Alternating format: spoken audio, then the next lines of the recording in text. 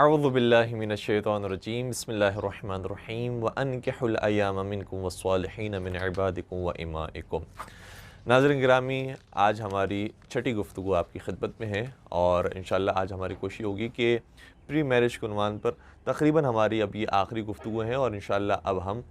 Marriage اور اس کے بعد کی جو مسائل ہیں اس کی طرف روشنی ڈالنے کی کوشش کریں گے۔ آخری بات ہم یہ بیان کرنا چاہ رہے ہیں کہ دیکھیں، نکاح یہ سنت رسول ہے، حکم رسول ہے۔ روایات کے اندر بیان کیا گیا ہے کہ جو شخص نکاح کر لیتا ہے اور شادی کر لیتا ہے وہ اپنا آدھا دین بچا لیتا ہے۔ اتنے سارے گناہ وابستہ ہوتے ہیں خلوت کی زندگی سے، تنہائی کی زندگی سے، کہ جو شادی شدہ افراد ان گناہوں سے محفوظ ہو جاتے ہیں۔ البتہ شادی ہونے کے بعد بھی ایسا نہیں ہے کہ کوئی شیلڈ آ جاتی ہے اور جبری طور پر انسان گناہوں سے رک جاتا ہے، نہیں، ایک سہارا مل جاتا ہے کہ انسان اب بہت سارے گناہوں سے وہ پرہیز کرنے لگے۔ بہرحال انسان کو خود بھی احتیاط کرنی چاہیے اور خود بھی کوشش کرنا چاہیے کہ میں اب رضا الہی کے راستے پر گامزن ہو جاؤں۔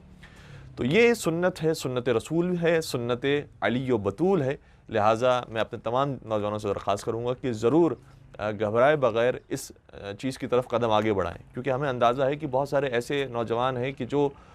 دنیا کے اثر میں آ کر یا اپنے اطراف کے اندر کچھ ایسے ناگوار واقعات کو دیکھنے کے بعد وہ کہتے ہیں کہ نہیں مولانا، ہم جو ہے وہ اکیلے ہی رہ لیں گے، وہ زیادہ بہتر ہے، شادی شدہ زندگی سے اس کے بڑے مسائل ہوتے ہیں، جھنجھٹیں ہوتی ہیں، اولاد کے مسائل ہیں، تو بہتر یہ کہ ہم اکیلے تنہائی کی زندگی گزاریں گے، وہ زیادہ بہتر رہے گی۔ تو ان کے لیے ہم یہ گزارش کریں کہ دیکھیں، قرآن کریم کے اندر پروردگار نے اپنے لیے بھی ایک مثال بیان کی ہے۔ جو لوگ یہ سمجھتے ہیں کہ شادی ہونے سے پہلے لوگ بڑے اچھے ہوتے ہیں، شادی ہونے کے بعد بہت خراب ہو جاتے ہیں، تو یہ انسان کی فطرت میں ہے کہ وہ بہت تبدیل ہو جاتا ہے۔ کبھی اس کے لیے حالات سازگار ہوتے ہیں تو بہت نیک، بہت شریف بنا ہوتا ہے، لیکن جیسے اس کے لیے حالات بدل جاتے ہیں تو وہ بہت فاسق و فاجر ہو جاتا ہے۔ یہ تو تاریخ کے اندر فراوان مثالیں موجود ہیں۔ عمر سعد کی مثال لے لیں، خود شیطان کی جو مثال موجود ہے کہ کتنا وہ سجدہ گزار، نیک، عابد اور زاہد بندہ تھا، اور کیسے پھر شیطان مردود اور رجیم پروردگار کی بارگاہ سے بنا کر نکال دیا گیا۔ تو اس اعتبار سے انسان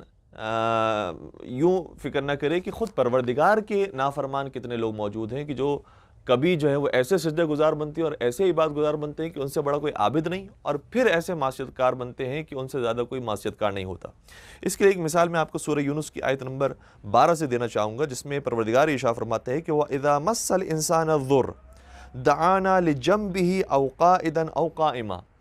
جب انسان کے اوپر مصیبت آتی ہے تو وہ اللہ کو ایسے پکارتا ہے کہ لیٹا ہوا ہو تو بھی یا اللہ کہہ رہا ہوتا ہے، بیٹھا ہوا ہو تب بھی یا اللہ کہہ رہا ہوتا ہے، خدا کھڑا ہو تب بھی وہ یا اللہ۔ بس اللہ کے علاوہ اسے کوئی اور سہارا دکھائی نہیں دیتا۔ پھر قرآن آگے کہتا ہے فَلَمَّا كَشَفْنَا عَنْهُ، اور جب ہم انہیں اس مصیبت سے نکال لیتے ہیں، ضُرَّهُ مَرَّ كَأَن لَّمْ يَدْعُنَا إِلَىٰ ضُرٍّ مَسَّهُ، تو وہ ایسے ہمیں بھول جاتا ہے کہ جیسے ہم نے اسے نکالا ہی نہ اور کوئی اس کی مدد ہی نہ کی ہو۔ تو پروردگار سے منہ پھیرنے والے اور ایسے تبدیل ہو جانے والے لوگ موجود ہیں۔ چہ جائے کہ ہم کسی انسان کی بات کریں کہ ایک انسان سے امیدیں رکھنے کے بعد پھر ایک دوسرا انسان جو ہے اس کی امیدوں پر پانی پھیر دیتا ہے۔ آگے پھر ایک لفظ استعمال ہوا ہے قرآن کریم کی آیت کے اندر، كَذَلِكَ زُيِّنَ لِلْمُسْرِفِينَ مَا كَانُوا يَعْمَلُونَ۔ یہ ہم سجا کر جو دنیا دے رہے ہیں اور یہ مثال بیان کر رہے ہیں، یہ مصرفین کے لیے ہے۔ مصرفین کا مطلب ہوتا ہے جو اسراف کرتے ہیں، افراط سے کام لیتے ہیں، جو جذباتی لوگ ہوتے ہیں۔ تو جذباتی لوگوں کا یہی حال ہوتا ہے۔ جب شادی سے پہلے کی جو کیفیت ہوتی ہے اس کے اندر بہت سنہری خواب دکھائے جاتے ہیں، اور جب شادی ہو جاتی ہے تو بالکل ہی ان کا لائف سٹائل تبدیل ہو جاتا ہے۔ تو جذباتی افراد سے پرہیز کرنا اور ان خاندانوں سے پرہیز کرنا کہ جہاں پر بہت ایکسٹریم کے ہمیں ایموشنز اور فیلنگز نظر آتی ہے، ان افراد سے پرہیز کرنا ضروری ہوتا ہے۔ بے شمار مثالیں آج کے دور کے اندر بھی موجود ہیں کہ پہلے کتنے نیک افراد تھے اور پھر کتنے جو ہے وہ تبدیل ہو گئے ہیں، اور لڑکوں کے اندر بھی اس کی مثال ہے، لڑکیوں کے اندر بھی اس کی مثال ہے۔ کچھ لڑکے بھی ایسے تھے جو پہلے بہت اچھی شرافت کے ساتھ زندگی گزارے تھے اپنی زوجہ کے ساتھ، اور جیسے جیسے وہ پیسے والے ہونے لگے اپنی زوجہ ہی کو تحقیر کرنے لگے اور حقارت کی نگاہ سے دیکھنے لگے کہ بھئی تم نے میرے لیے کیا کیا ہے، سارا تو میں نے کما کر دیا ہے۔ اور اسی طرح کی کچھ خواتین بھی ہوتی ہیں کہ جو تم اس مقام پر پہنچے ہو وہ تو سارا میرا پیسہ تھا اور میرے باپ نے دیا تھا پیسہ، اس وجہ سے تم اس مقام پر پہنچے، ورنہ تم نے کیا کیا تھا۔ تو یہ انداز جو تحقیر آمیز ہے، یہ شادی شدہ بندھن کو توڑنے کا سب سے بڑا سبب بنتا ہے۔ اسی لیے ہم نے جو پہلے والی گفتگو کے اندر مولا کائنات کی دعا بیان کی تھی، اس دعا کے اندر بار بار لفظ شکور آ رہا ہے، یعنی قدردانی کرنا ایک دوسرے کی، اگر کوئی کام کیا اپریشیٹ کرنا، یہ قدردانی کا ماحول ہمیشہ باقی رہنا چاہیے۔ ایک بڑی خوبصورت روایت ہے، وہ میں آپ کی خدمت بیان کرنے کی کوشش کروں گا، جس میں حضرت امام جعفر صادق علیہ السلام ارشاد فرماتے ہیں کہ من اتخذ امرأۃ، جو شخص شادی کر لیتا ہے اسے چاہیے کہ فل یکرمھا، اسے چاہیے کہ پھر اپنی زوجہ کا اکرام کرے اور اسے عزت دے۔ یہ شاید سب سے اہم چیز ہے۔ کبھی کبھی ہمارے یہاں سمجھا جاتا ہے کہ آئی لو یو کہنا اور یہ محبت آمیز جو باتیں کہنا یہ امپورٹنٹ ہے، یہ اپنے مقام پر اہمیت رکھتی ہے، لیکن اگر یہ رسپیکٹ کے ساتھ نہ ہو اور دل کے ساتھ نہ ہو، انسان دل سے عزت کرنے والا نہ ہو اپنی زوجہ کی، تو پھر یہ آئی لو یو کے جملے اور اس طرح کے محبت آمیز جملے یہ کوئی فائدہ نہیں دیتے اور کوئی اثر نہیں دیتے ہیں۔ تو سب سے بنیادی چیز اس رشتے کے اندر رسپیکٹ کا رشتہ ہے، اور رسپیکٹ باقی رکھنا ایک دوسرے کی، اور ایک دوسرے کو قدر کی نگاہ سے دیکھنا کہ تمہاری وجہ سے میں اس مقام پر پہنچا ہوں، تمہاری وجہ سے میری لائف اتنی اچھی ہوئی ہے، یہ مضبوط کرتا ہے ہمارے رشتے کو۔ اور آپ دیکھیں گے حضرت خدیجہ طاہرہ سلام اللہ علیہا اور پیغمبر اکرم کی جو زندگی ہے، وہاں کتنا فرق موجود تھا حضرت خدیجہ اور پیغمبر اکرم کے درمیان، لیکن آپ کو کوئی ایک جملہ بھی ایسا نظر نہیں آئے گا کہ جو بی بی کی جانب سے تحقیر آمیز ہو، کہ تم یتیم تھے، میں نے تمہیں جو ہے وہ اس مقام پر پہنچا دیا خدا نخواستہ، یا تم غریب تھے، میرے پیسوں کی وجہ سے تم اس مقام پر پہنچو۔ کوئی ایک جملہ بھی نظر نہیں آئے گا، بلکہ بجائے یہ کہ خاموشی اختیار کرتی بی بی، یہ جملہ کہا کہ یا رسول اللہ آپ کا جو مقام و مرتبہ تھا میں ویسی آپ کی خدمت نہیں کر سکی، آپ کی جیسے مجھے تکریم کرنی چاہیے تھی اور آپ کی جیسی مجھے فرما برداری کرنی چاہیے تھی وہ میں حق ادا نہیں کر سکی۔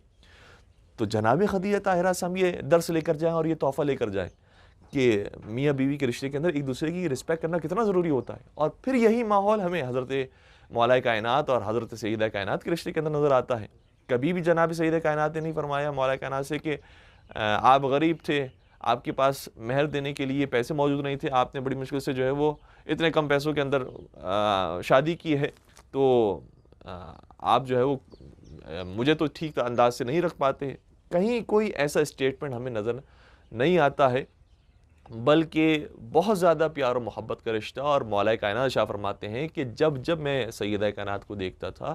تو تنکشف عنی الہموم والاحزان، جو میرے اندر غموں کا سمندر بہہ رہا ہوتا تھا وہ سارے غموں کا سمندر ختم ہو جاتا تھا اور وہ غم دور ہو جاتے تھے سیدہ کائنات کو دیکھنے کے بعد۔ تو ایک دوسرے کے ساتھ یہ رسپیکٹ کا رشتہ رکھنا بہت ضروری ہے۔ اور ایک اور بات جو ظاہراً چھٹے امام ہی امام جعفر صادق علیہ السلام ہی بیان فرماتے ہیں، جی بالکل، امام نے شاہ فرمایا کہ احب اخوانی الی من اہدی الی عیوبی، میں سب سے زیادہ دوست اس شخص کو رکھتا ہوں جو میرے عیوب مجھے ہی بیان کرے۔ یہ ہمارے ہاں ایک اور بڑا مسئلہ ہے شادی شدہ زندگی کے اندر کہ ایک دوسرے کی جو خامیاں ہوتی ہیں اس کو باہر والوں سے ڈسکس کرتے ہیں، حتیٰ اگر خاتون اپنے پیرنٹس سے ڈسکس کر رہی ہے کہ میرا شوہر یہ کام نہیں کرتا، میرا شوہر یہ کام نہیں کرتا، وہ بھی باہر والے افراد ہیں۔ یہ شادی شدہ جو بندھن ہے یہ آپ کا ایک الگ گھر بن چکا ہے، آپ کا ایک الگ ماحول بن چکا ہے، ایک الگ فضا بن چکی ہے۔ اس فضا کے اندر کوئی تیسرا شخص نہیں آنا چاہیے، چاہے لڑکے کے ماں باپ ہوں چاہے لڑکی کے ماں باپ ہوں، ان کو انٹرفیئرنس نہ کرنے کی ہمیں پرمیشن دینی چاہیے، اور نہ والدین کو یہ کام کرنا چاہیے کہ وہ انٹرفیئر کریں اپنے اولاد کے میٹرز کے اندر، سوائے یہ کہ میٹر کوئی ایسا ہو جائے کہ جس کے اندر صلح صفائی کے لیے انہیں داخل ہونا پڑے، جس طرح سے قرآن کریم نے بیان کیا ہے۔ ورنہ عام حالات کے اندر مداخلت کرنے سے ہی مسائل پیدا ہوتے ہیں۔ اگر ایک دوسرے کی خامیوں کو بہت اچھے انداز میں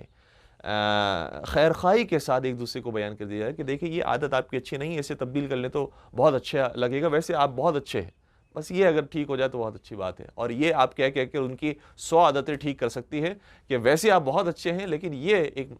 خرابی، اگر یہ آپ پلیز ٹھیک کر لیں تو بہت اچھا ہو جائے گا۔ اور ہمیں یہ کردار پیغمبر کی زندگی میں نظر آتا ہے۔ دیکھیں مولا کائنات کی جب سیدہ کائنات سے شادی ہوئی ہے تو مولا کائنات کی کوئی ساس نہیں ہے، اسی طریقے سیدہ کائنات کی بھی کوئی ساس نہیں تھی، کیونکہ جناب فاطمہ بنت اسد کا بھی انتقال ہو گیا اور جناب خدیجہ طاہرہ سلام اللہ علیہ بھی وصال فرما گئی۔ لیکن پیغمبر اکرم ہے کہ جو بزرگ کی حیثیت سے اس بندھن کے اوپر موجود ہے، لیکن پیغمبر اکرم نے بھی ہر چیز کے اندر مداخلت نہیں کی ہے۔ اکثر مقامات پر تو خاموشی کا اظہار فرمایا، اور پیغمبر کی خاموشی ہی سے یہ حضرات سمجھ جاتے تھے. جس طریقے سے جناب سیدہ کائنات کے گھر میں ایک مرتبہ پیغمبر اکرم داخل ہوئے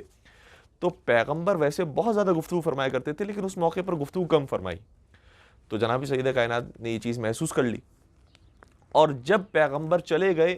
تو پھر ایک تبدیلی پیدا کی اپنے گھر کے اندر. اور اس کے بعد جب وہ پیغمبر تشریف لائے ہیں تو پیغمبر پھر دوبارہ سے اسی انداز سے خوش کلامی سے پیش آنے لگے. تو جناب سیدہ کائنات سمجھ گئی اور فرمایا کہ بابا جان مجھے اندازہ ہو گیا کہ شاید میرے گھر میں جو قیمتی اور مناسب ایک پردہ لگا ہوا تھا، وہ قیمتی پردہ آپ کو پسند نہیں آیا کہ کیوں اس طرح سے ابھی ان حالات کے اندر تم نے اپنے شوہر کے اوپر برڈن ڈالا ہے اور اس طرح سے تم یہ پردہ لے کر آئی ہو. تو میں نے یہ پردہ اتار لیا اور یہ بھی رائے خدا میں خرچ کر دیا تاکہ آپ یہ محسوس کر لیں کہ یہ کوئی اپنی ذات کے لیے میں نے کام نہیں کیا ہے، بلکہ گھر کے ماحول کو بہتر کرنے کے لیے کام کیا تھا، اور اس میں خدا نخواستہ کوئی اور فکر پیچھے پوشیدہ نہیں ہے، بلکہ یہ کام بھی بچوں کی خاطر اور اپنے شوہر کی خاطر کیا تھا. تو پیغمبر بہت زیادہ خوش ہوئے اس عمل سے، اور پیغمبر نے اسی انداز سے پھر گفتگو کا سلسلہ جاری سارے فرمایا. البتہ اس روایت کے اندر بہرحال 2 نظریے پائے جاتے ہیں. بعض افراد یہ بھی کہتے ہیں کہ روایت ضعیف ہے، لیکن ہمیں ایک پیغام دے رہی ہے اور تمام دنیا کے پیرنٹس کو یہ پیغام دے رہی ہے کہ اپنے بچوں کے جو میٹرز اور ان کے فیملی میٹرز ہے اس کے اندر مداخلت نہیں کرنا چاہیے. اسی طریقے سے ہم یہ دیکھتے ہیں کہ جب پیغمبر نے اپنی بیٹی دی ہے مولا کائنات کو، تو شادی کے دن گزرنے کے بعد پیغمبر تشریف لاتی ہے اور مولا کائنات سے سوال کرتے ہیں، اے علی تم نے میری بیٹی کو کیسا پایا؟ یعنی یہ اعتماد میں لایا جا رہا ہے داماد کو کہ میں اپنی بیٹی کے بارے میں تم سے سوال کرتا، اگر تمہیں کوئی شکایت ہے تو مجھے بیان کرو، میں تم سے سننا چاہتا ہوں. لیکن مولا کائنات نے بیان فرمایا کہ نعم العون علی طاعت اللہ، مجھے اس سے بہتر رشتہ نہیں مل سکتا تھا، کیونکہ آپ کی بیٹی وہ ہے کہ جو اطاعت پروردگار کرنے میں میری سب سے بڑی مددگار ہے. تو یہ باتیں ہمیں ذہن نشین رکھنی چاہیے کہ زیادہ اپنی اولاد کے معاملات میں انٹرفیرنس نہ کریں، اس سے معاملات خراب ہوتے ہیں، بگڑتے ہیں. پھر ہمیں وہ واقعہ بھی دکھائی دیتا ہے کہ جس میں نبی اکرم کی خدمت میں دونوں ہستیاں تشریف لائیں اور جناب سیدہ کائنات نے سوال کیا کہ بابا جان آپ فیصلہ فرما دیجئے کہ گھر کے اندر کے کام کون کرے گا، گھر کے باہر کے کام کون کرے گا.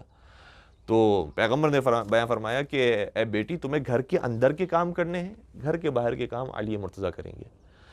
اب یہاں پر بھی محسوس کیجئے گا کتنے انصاف کے ساتھ پیغمبر نے یہ حکم دیا ہے. یہ نہیں کہا کہ بیٹی تمہیں کام کرنے کی ضرورت ہے، علی شیر خدا ہے، گھر کے کام بھی وہی سنبھالیں گے، باہر کے کام بھی وہی سنبھالیں گے. کوئی اس طرح کی بات بڑوں کی جانب سے بچوں کے اندر منتقل نہ کی جائے کہ جس کے بعد یہ رشتہ ٹوٹنے کی طرف چلا جائے. اچھے مشوروں کے ساتھ، خوشگواری کے ساتھ، اور کبھی کبھار تواضع اور انکساری سکھا کر اپنے بچوں کی تربیت کرنی چاہیے تاکہ یہ رشتہ مضبوط سے مضبوط تر ہو، اور انٹرفیرنس کرنے کے بجائے گائیڈنس کے ساتھ، اسسٹنس کے ساتھ اپنے بچوں کو ماحول فراہم کریں کہ وہ بہتر سے بہتر اپنی فیملی لائف گزار سکیں. والسلام علیکم ورحمۃ اللہ وبرکاتہ.